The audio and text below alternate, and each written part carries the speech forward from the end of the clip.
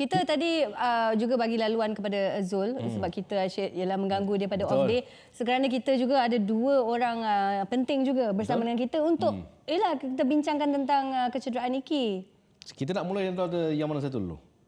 Kita Ipoh gang lah. Ipoh dulu lah. Start pun tak masalah. Sorry ya, Seri faham? Tak, saya sebentar nanti kita akan... Saya tak pernah terkilan. Tak adalah, sebab kita nak sambung lagi pasal Iki. Kalau melihat kepada secara generalnya, mungkin Selangor terasa kesan. Tetapi dikala kita terus meletakkan tanda soal siapa penyerang kebangsaan, ini masalah besar sebenarnya, Kish. Betul. Saya rasa apa yang Zul sebut tadi itu ada menyentuh sikit dan itu adalah krisis utama buat skuad kebangsaan. Kerana pada ketika ini apa yang berlaku adalah Syarif Fikri dilihat sebagai antara penyerang yang boleh dibawa, pernah beraksi di pentas antarabangsa dengan konsisten buat skuad Harimau Melaya. Mungkin bukan penyerang utama negara seperti sebelum ini, tetapi option yang begitu penting buat Tan Cheng Ho dari bangku simpanan. Dan dengan ketiadaan Syarif Fikri, ini pada ketika ini meletakkan beban terhadap GM di Paula. Who is off form kan sebenarnya? Betul, off form ya. Tetapi bila dibandingkan dengan penyerang-penyerang lain yang sedia ada seperti Nur Syarul, seperti Syafiq Ahmad dan juga Lokman Hakim. Apa yang perlu kita tahu, Lokman Hakim bukan saja masih tidak diuji dalam peringkat antarabangsa tetapi mengalami masalah dari sudut pandangan match fitness, tidak banyak beraksi di Belgium.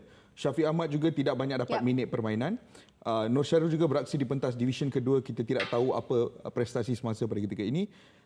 Berdasarkan minit perlawanan, di Paula adalah individu yang jelas paling banyak beraksi. Walaupun off form tetapi paling banyak diturunkan untuk pasukan Perak. Dan ini menjadikan tugas yang sedikit sukar kerana pemain yang masih belum beraksi dengan skuad kebangsaan kini mungkin akan menjadi taruhan utama skuad kebangsaan di posisi penyerang. Jadi mungkin kalau berdasarkan prestasi semasa pemain-pemain tempatan Liga Super, siapa yang anda rasa akan dipilih oleh Tan Cheng Ho menggantikan Iki? Option lain. Itu yang menjadi persoalan besar kerana seperti yang kita sedia tahu, pemain-pemain yang boleh dibawa ke Middle East nanti adalah daripada senarai pemain yang diberi vaksin dos pertama hari itu.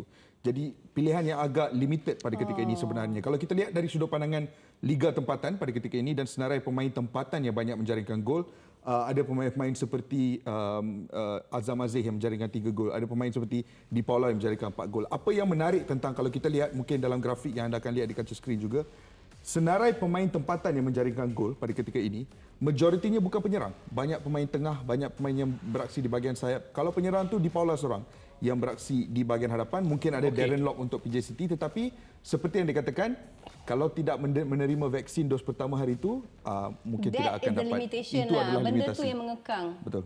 Boleh kita bawa kepada ni, Adam?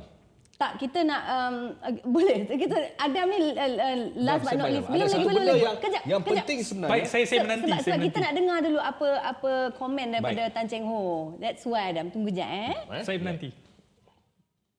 Kita tahu memang skuad kebangsaan agak tumpu di bahagian serangan lah, dan of course kita pun mengharapkan dengan pemain-pemain lain seperti Di Paula, seperti Syafiq Ahmad dan seperti Mayu atau Lokman, kita akan harapkanlah barisan jentera ini dapat memberi satu impak yang terbaik lah. Of course kita masih lagi agak kehilangan Syarif Fikri di barisan hadapan jugalah. Kami barisan jurulatih hari ini pun ada perbincangan tentang beberapa pemain yang kita nak serapkan, tetapi saya rasa pemain-pemain yang tadi saya sebut pun rasa dah cukup untuk dipanggil nantilah. Ya. Kita nampak sejak kebelakangan inilah Amri begitu menonjol lah kalau kita lihat dari segi jaringan gol yang beliau skor tu memang pada satu gol yang rasa 2-3 gol yang terbaik lah, dan of course kita masih lagi memang kita tahu, kami barisan jurulatih tahu memang ada cadangan jugalah untuk memanggil beliau, tetapi kita masih lagi melihat ada sudut yang lain lah untuk jangka masa for national team lah. Ya. Okey, itu cerita tentang Tan Cheng Ho. Masih lagi saya rasa konsisten, konsisten dengan apa yang dia ada. Maksudnya dia tak ada panic button lagi. Betul. Kerana ada senarai lagi. Tetapi, Adam, tetapi apakah kehilangan Iki ini secara totalnya tak panggil player baru masuk, tetapi taktikalnya akan berubah secara total. Mungkin player A yang main di sayap akan ditolak dan sebagainya lah, Daf. Untuk membicarakan pasal taktikal sukar kerana pengetahuan saya kepada itu terhad. Tetapi berdasarkan jangkaan saya melihat mungkin dengan senarai pemain yang ada, mungkin ada beberapa pemain terpaksa beraksi di luar posisi kegemaran. Siapa tahu. Dan ini juga kebiasaannya apabila pemain itu tidak beraksi di posisi yang sepatutnya, potensi sebenar mungkin tidak dapat dikeluarkan. Jadi ini mungkin perkara yang perlu dilihat juga. Tapi saya rasa Tan Cheng Ho punya jawapan kepada perkara ini. Okay. Apa yang Adam cakap tu sebenarnya menarik. Kerana kalau kita lihat senarai skuad Tan Cheng Ho, senarai pemain yang ada, pemain sayap tu jumlahnya banyak. Arif Aiman, Ramadan Saifullah, Safawi, Sumare. Pelbagai pemain yang boleh beraksi di bahagian sayap.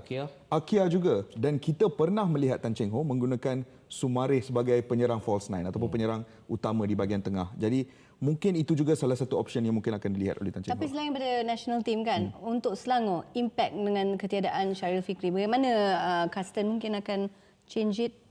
Kalau kita lihat konteks musim ini, kerana musim lepas jelas Syaril Fikri penyerang tempatan terbanyak. Tetapi untuk konteks musim ini, setakat ini, impak Syaril terhadap Selangor masih belum lagi besar.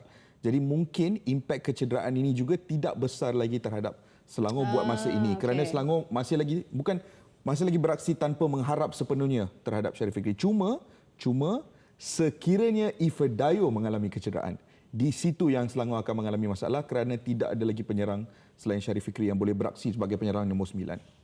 Selangor. Saya bersetuju kerana saya sempat melontarkan perkara ataupun soalan sama kepada Kastan Nizal pada sesi sidang media semalam. Dia sendiri akui perkara ini membelenggu dirinya kerana Selangor kini berada dalam kelompok 5 terbaik. Mereka menyasarkan untuk lebih mara ataupun berada dalam kedudukan yang terbaik kerana beberapa pasukan sudah pun kehilangan mata.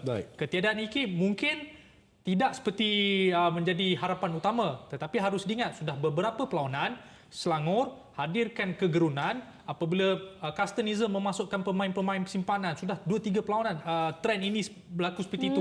Memasukkan Muhairim, memasukkan Iki. Iki tidak menjaringkan gol saya rasa kira 11 perlawanan kali terakhir Mac lalu. Tetapi impaknya itu membuat umpanan kepada rakan sepasukan. Jadi tetap akan dirasai kehilangan Iki walaupun 5 minggu.